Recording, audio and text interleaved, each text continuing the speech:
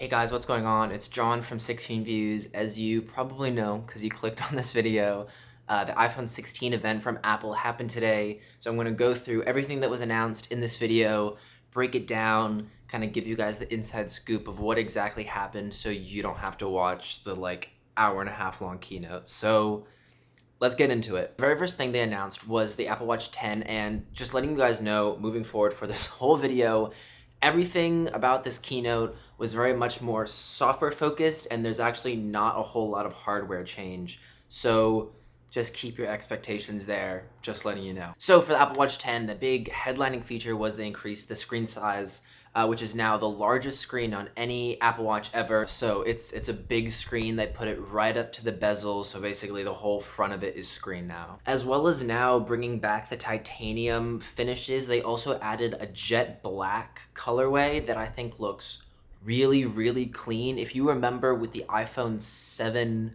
Plus, I think, they had basically like a jet black smooth iPhone color, and they kind of brought that back on this Apple Watch. I personally think it looks really, really clean, very stealthy, undercover. I think it looks great. They also just lightened up the Apple Watch as a whole, made it a little thinner, a little lighter, and said that, oh, runners would highly benefit from enjoying a lighter Apple Watch. I am a runner, and I personally do not notice the weight of my Apple Watch whatsoever, so I don't think taking 5 grams off is going to make any noticeable difference whatsoever, but those are kind of like the physical changes. For the rest of Apple Watch time, they basically just talked about the new watchOS features, which are more or less going to be coming to most other Apple Watches as long as they support a newer update.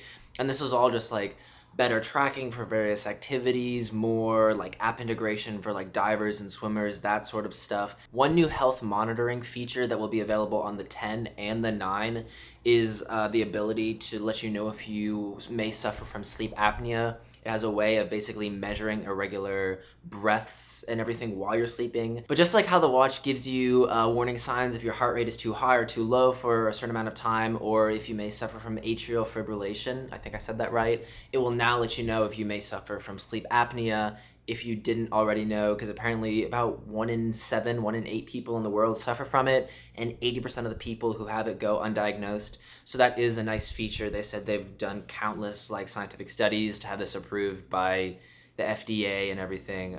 So that is a great feature that I think could help a lot of people if you do suffer from sleep apnea. I personally have a 7, and I also don't see a reason to upgrade, so this is a very minor update. No need for upgrade if you're probably on the 7, 8, or 9. There was no release of an Apple Watch Ultra 3. They did add a new colorway, which is kind of like a stealth black or satin black, I think they called it.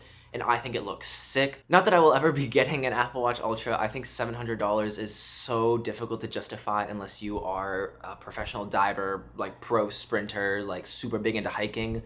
But if I was to ever get one, the stealth black, I think looks sick with the orange accents. I think that looks awesome, way better than the silver. So they just added that extra color, but no new watch. Moving on, they released the AirPods 4, which they talked about how they've done a ton of R&D in the shape of people's ears and adjusted the plastic even more to be the most comfortable AirPods ever. In my personal opinion, AirPods have never fit me. I have slightly smaller ears, but they have never really fit me. And I don't really care how much adjustment you do, it's always gonna be plastic sitting in your ear, and they're always still gonna be uncomfortable, and it's a one-size-fits-all sort of thing. Very basic when it comes to headphones, slightly better shape, that are supposed to be more comfortable, better sound, smaller, more efficient case. But they also, which I found very interesting, released AirPods 4 with noise cancellation. Not AirPods Pro, AirPods with noise cancellation, which will be $50 more. This is still the exact same shape and size as the regular AirPods, still plastic, so there's gonna be no seal, but they're gonna include noise cancellation and then active transparency. We're gonna have to wait until the reviews to see how well noise cancellation without an active seal works, but that I don't really understand the purpose of having a whole new product. But that is another thing they released. They also have refreshed the AirPods Max, so not an AirPods Max 2, but they've now just switched it from Lightning to USB-C, thank God. So basically Apple's just transitioning everything in their lineup to USB-C. Thank God, love to see it. But now let's get into the good stuff, the stuff you guys have been waiting for. So we'll start with the iPhone 16 and iPhone 16 Plus. Let me just say this one more time. Name of the game was not hardware, it was software, and they probably said Apple AI 37,000 times during this whole keynote. There's really 3 physical differences on the iPhone 16 that you'll be able to tell. The cameras are now vertical again, reminiscent of like the iPhone X when that came out, so they're just stacked on top of each other. I low-key got Samsung vibes, like someone with like the S24, S23, like the cameras looked very similar, so low-key got Samsung vibes. The action button from the 15 Pro of last year has made its way to the 16 Pro, so you got the action button now that you can customize and do, whatever. And probably the big headlining feature for both iPhones is there's now a second almost shutter button on the iPhone that can directly open camera, and it works with different image AI features, and then it's just a capacitive button in the camera app that you can half click to get to different settings like exposure, your photographic modes if you want to adjust the aperture. So it's basically a second customizable button specifically meant for the camera app, and then different Apple AI features. And in terms of Apple AI, if you click that button, it'll basically do an image search process. So you can like click it, point your camera at, I think they use the example of like a dog, and it should be able to tell you like what breed of dog that is, kind of like what the image search Google's been going for a while. They did add 2 new colors, and in my notes I have, damn, that teal and blue look good. The teal and blue, especially that teal, looked really clean.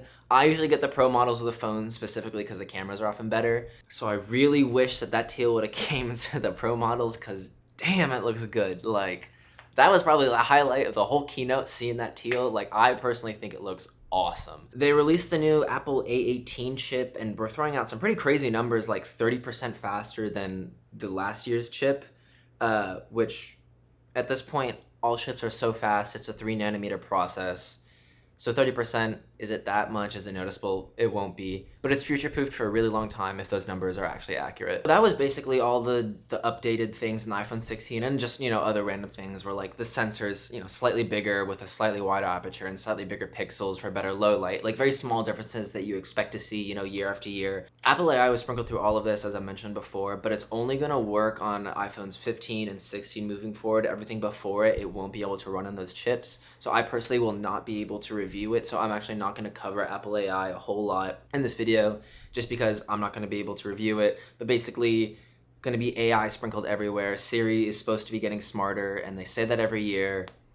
But now that it's like legitimate AI, hopefully it's actually better. You're supposed to be able to do pretty impressive things, like writing help is going to be integrated through the entire OS. So anytime you're sending an email, a text, anything like that, you can like go in and be like, make this sound more professional, sort of like a ChatGPT thing. That's just a couple features of the Apple AI that I'm kind of excited for. I just won't really be able to test out on my iPhone. Now with the iPhone 16 Pro, there are slightly larger displays. They basically just made it slightly bigger and made it the thinnest bezels ever on an Apple product, which they say every single year. But yes, now I think the iPhone 16 Pro Max is going to be 6.9. All for a big screen, but like we're pushing it. Like at that point, like I remember when I was like a 5th grader, I had a Kindle, like a Kindle tablet that was a 7-inch screen. I love a big screen. I get the Plus models every time. But at some point it's like, okay, it's getting too big. Like this is like 6.8 inches is a good size for media content. After that, it's just unwieldy. It doesn't fit in my pocket. And I think we're really starting to push that size. One big thing that I think specifically for photographers, we've been asking for a while is they've upgraded the sensor on the ultra-wide camera, which is now 48 megapixels. And this is great because a 12 megapixel sensor on a lens that was stretching it to 120 degree view, or however wide the ultra-wide was, it was pretty soft because it was just stretching such a big view on not that high resolution of a sensor. So now it's finally 48 megapixels to match the main sensor. So this is going to give you significantly better clarity, edge-to-edge sharpness in all of your ultra-wide shots, or if you're using it as macro in your macro shots. So this is something that I'm very happy that they introduced. And then basically for the rest of the time, they talked about the camera app and then the software features they're adding, and there are quite a few features that I'm really, really excited for. So one of them is you can now shoot slow-mo in 4K 20. Apple has neglected slow-mo for probably 7 years now, so we're finally getting 4K 120. They also are introducing some really cool audio isolation things. They talked about how you can have it like cinematic and then it adjusts the levels differently. You can have it purely at what you're pointing at, so it'll just do the voices of the person you're pointing the camera at, and then everything outside, it'll isolate and knock those out. Just the whole presentation of everything that they're doing with the software stuff looks really impressive, and I'm really, really excited to use this, and especially with that new capacitive kind of like shutter button. It's introducing a whole new layout and functionality to the camera app. One thing I had in my notes is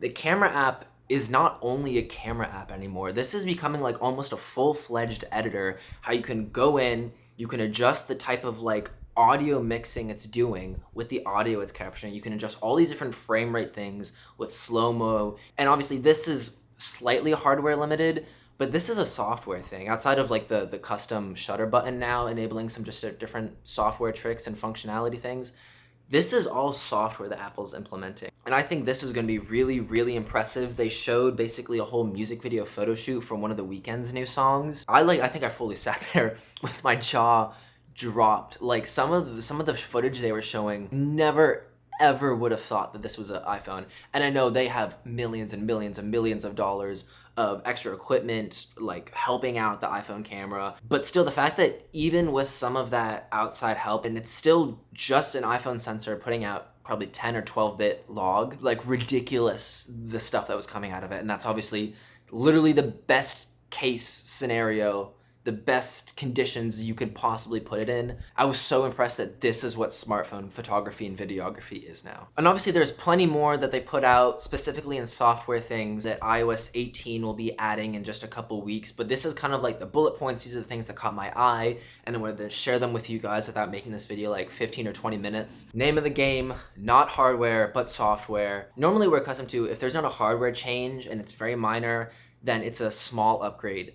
And physically, yes, this is a very small upgrade, but internally, the stuff with Apple AI, the new features that are gonna be integrated throughout the software, even within the camera, from last year to this year, has to be one of the biggest updates that I think I've ever seen since I've been covering tech, purely because of the software. Normally, I would say you upgrade every 3 or 4 years, but because only the iPhone 15 and 16 will be able to utilize these AI features, unless you're on an iPhone 15 from last year, I would say it's worth the upgrade. You just won't be getting about 60% of the useful features from iOS 18 if you have an iPhone 14 or older. So am I gonna upgrade? When the time comes, probably around Christmas when there's some good trade-in deals, yes, I will probably pick up an iPhone 16 Pro, 16 Pro Max. And when that does come, I can do a whole review of Apple AI. Hopefully this was helpful, a good short little breakdown, everything that you missed. I'll definitely be doing some shorts on social media with a little more breakdown of